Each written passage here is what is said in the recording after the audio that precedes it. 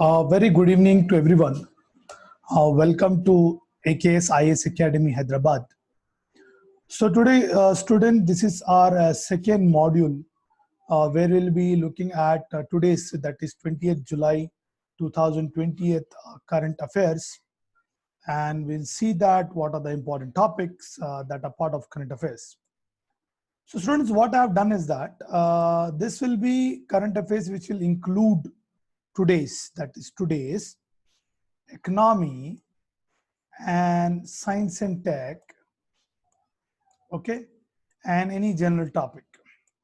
We will do a separate module of 100 important topics on science and tech, which we have already doing it. And editorials, I'll do it separately at one shot, okay. As a standalone topic, we'll do editorial separately. So this is basically our first topic today, where we will see today's current affairs, which are important for your prelims exam 2020.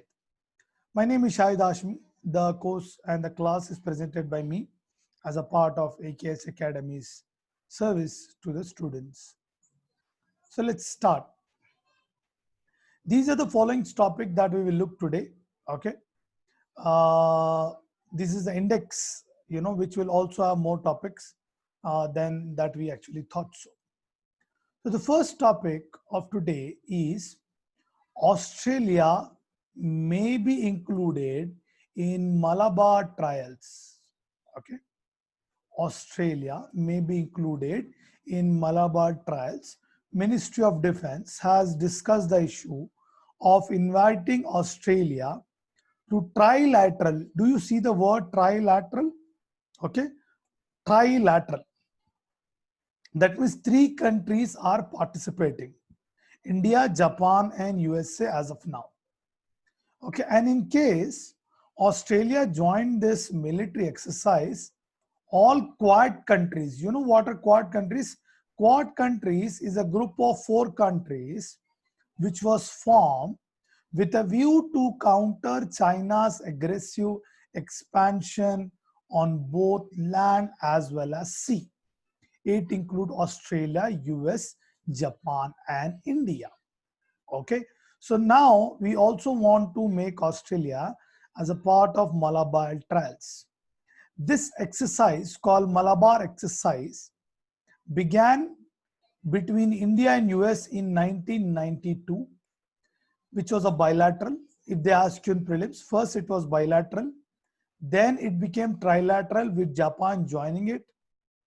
Australia first requested for an observer status, and now they have wished to join this. Okay, so very important for a prelims examination if they ask you Malabar exercise and the updates.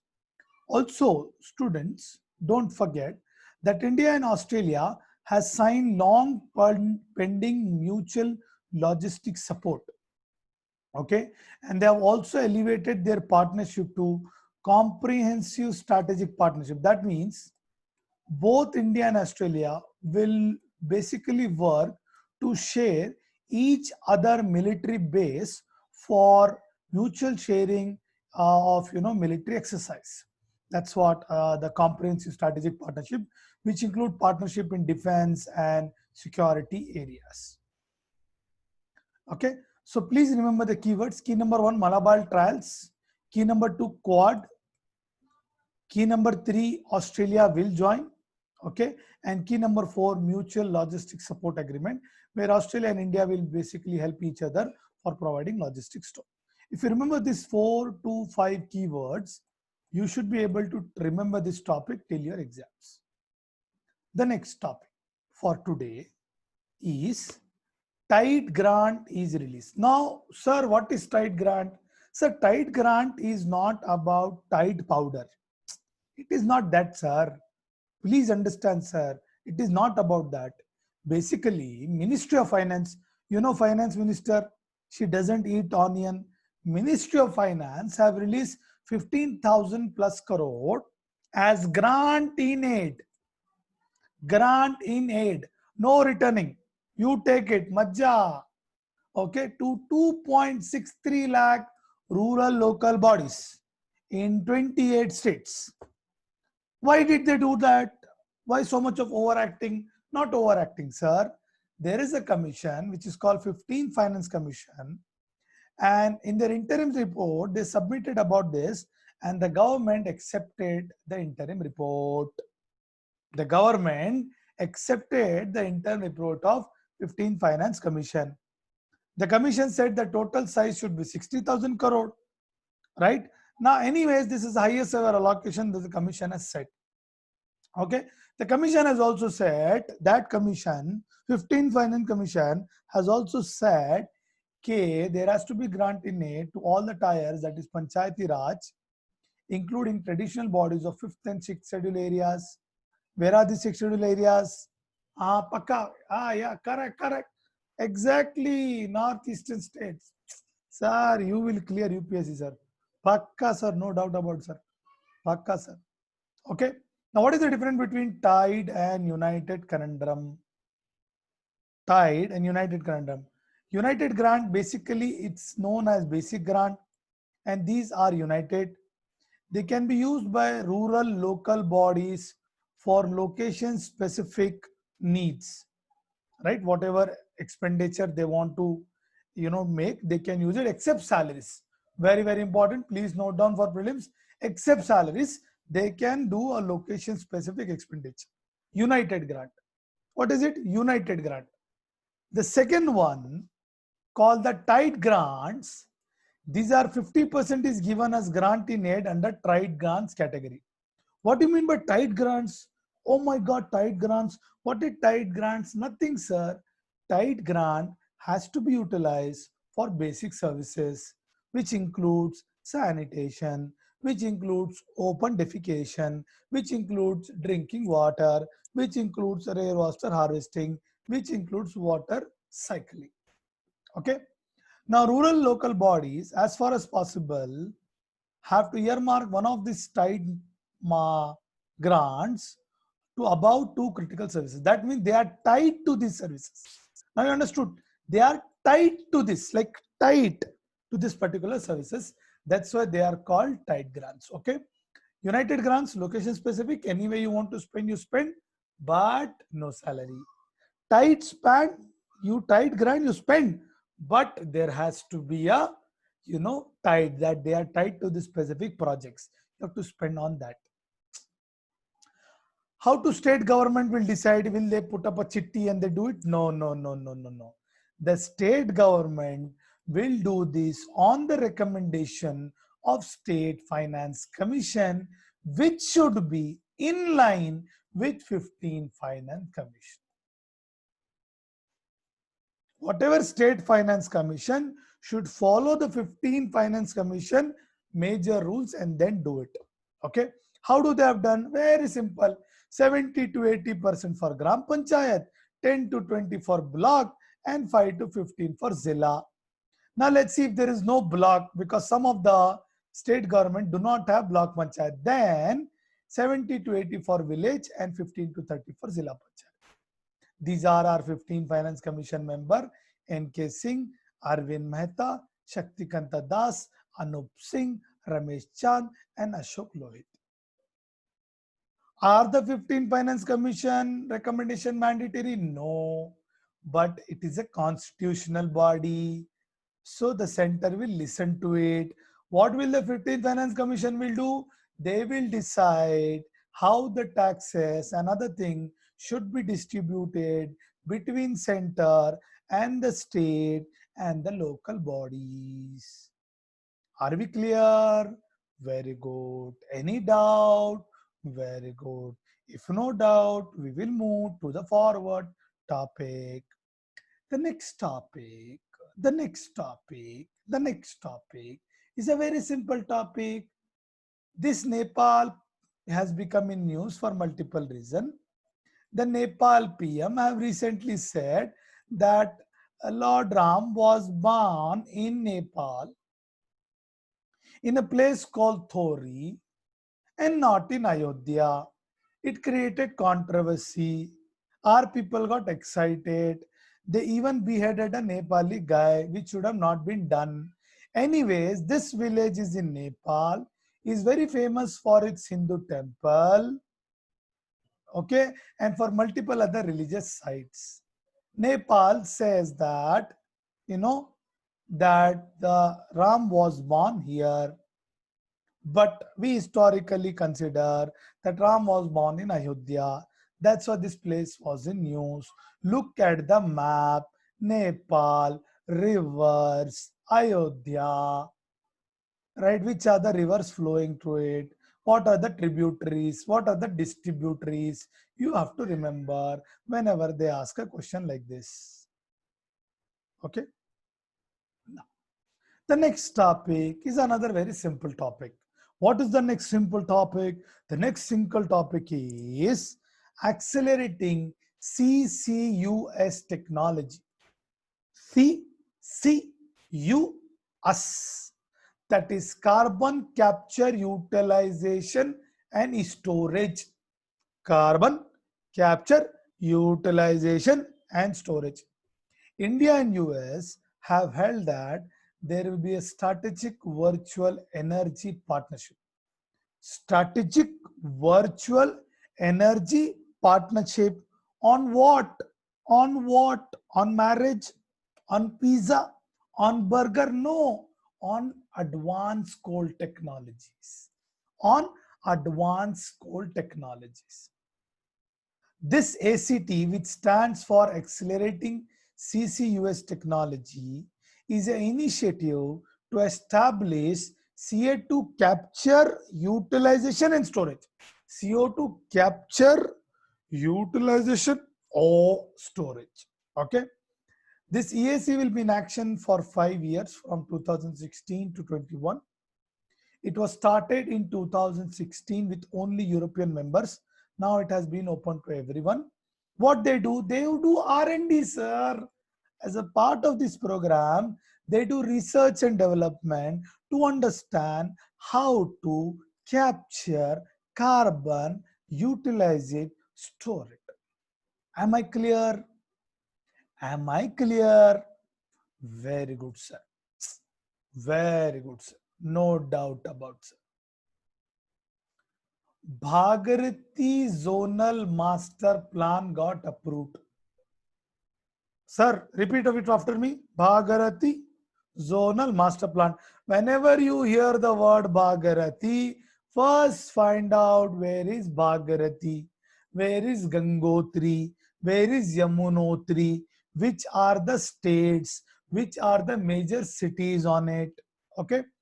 Now, Bhagirathi Eco-Sensitive Zone notification that stretches from Gaumukh to Uttarkashi. This particular extension, okay, will also help in Char Dham Road project. What is Char Dham Road project? Char Dham Yatra is a religious pilgrimage taken by a lot of majority Hindus of North India and some of the Hindus of South India also. They visit these important places where there is a confluence of river, where there are temples, right? So now we wanted to make their life easy. So we started a road project, and as a part of that, Bhagirathi Zonal Master Plan got also approved. Now, what will happen once you approve the land master plan? There can be change in land use pattern. That means you can build infrastructure like road, like railways, like restaurants, like tea shops, like hotels for the tourists. Now, what is the problem? Problem is nothing, sir. The biggest problem is Bhagirathi is a very ecologically fragile region. Remember Kedarnath movie? Kedarnath floods. How floods came just because of cloud burst. We never thought cloud burst will happen. What is cloud burst? It is actually not bursting of the cloud.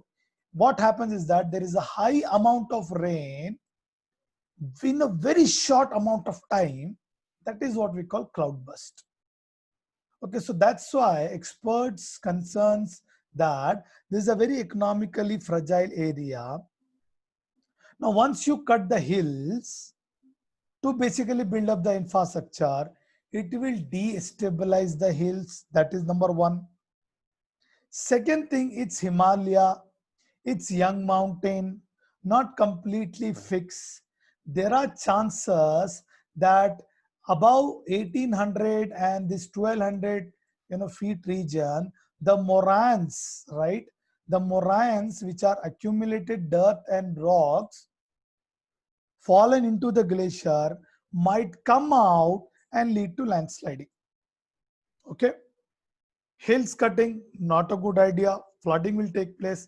Moraines below the glacier will come out because they are not fixed. Himalaya is a young fold season, young fold mountains, very young. So these moraines might cause landslide.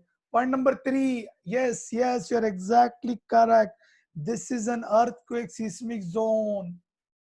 Very high seismic zone might result, any earthquake might result in another disaster. Okay, so please locate the rivers, their tributaries, their distributaries, and Char Dham, which dham matches with which river. Okay, that's a homework for you. You are a UPSC aspirant. You should do homework. You should always do homework. Now, the last topic of the day, that is, why does Kaziranga needs flood? You have seen Kaziranga National Park and Tiger Reserves under floods. You saw rhino photo on the road. You saw animals running away. Assam is in severe floods. Let's pray for them. No one is caring about them. No one is taking measures about them. A lot of lives have been lost. On this COVID situation, we should pray for it. Coming back to the topic, please understand, Kaziranga National Park and Tiger Reserves remain submerged and they are experiencing their sixth worst flood since 1988. Now, why it is that? The thing is that Kaziranga is formed by alluvial deposit from Brahmaputra and its tributaries. The nature of Kaziranga itself is that it's a floodplain ecosystem. That means the ecosystem has formed because of flood only. It has been created by floods only. So it required floods to feed it, or else it will become dangerous. It will become completely dry. Now these floods help replenish Kaziranga's water bodies and maintain that landscape of alluvial floods. There are a lot of wetlands, grasslands, semi-evergreen deciduous forests. If this flooding does not take place, Kaziranga will turn into dry woodland. Flood water also helps for fish breeding in that particular region. And sir and ma'am, very, very important for your exam, damn important, that Kaziranga National Park and Tiger Reserve is sandwiched between Brahmaputra River and Karbi Anglong Hills. Now what happens is that flooding is not a problem, major flooding is a problem. Point number one. Point number two, animal who wants to go up to higher areas, they face a trouble to move to the higher areas, eventually leading to their death. That is what, there is no proper escape routes for it. The animal crossed the National Highway 37, which is a very busy highway, to high elevation, right? There is no proper animal corridors. There is no proper safe passage, eventually leading to the problem. What is the need? The need of the hour is to create a animal corridor so that the animal can move to the higher areas whenever there is a flood. And understand, very important, this particular flood also helps the Kaziranga to get rid of water hyacinth, which is a kind of plantation that you see. Okay, it helps to save the wetlands, get rid of water hyacinth, and maintains the landscape of Kaziranga. So very, very important keywords. Remember, Kaziranga, water hyacinth, right? Brahmaputra River, Karbi Along Hills, right? Wetlands, semi-evergreen deciduous forest. Okay, please also watch editorial video classes which will be uploaded very soon, and we are doing 100 topics on health and environment weekly. So this is today's class. Tomorrow I will update 21st July 2020 current affairs.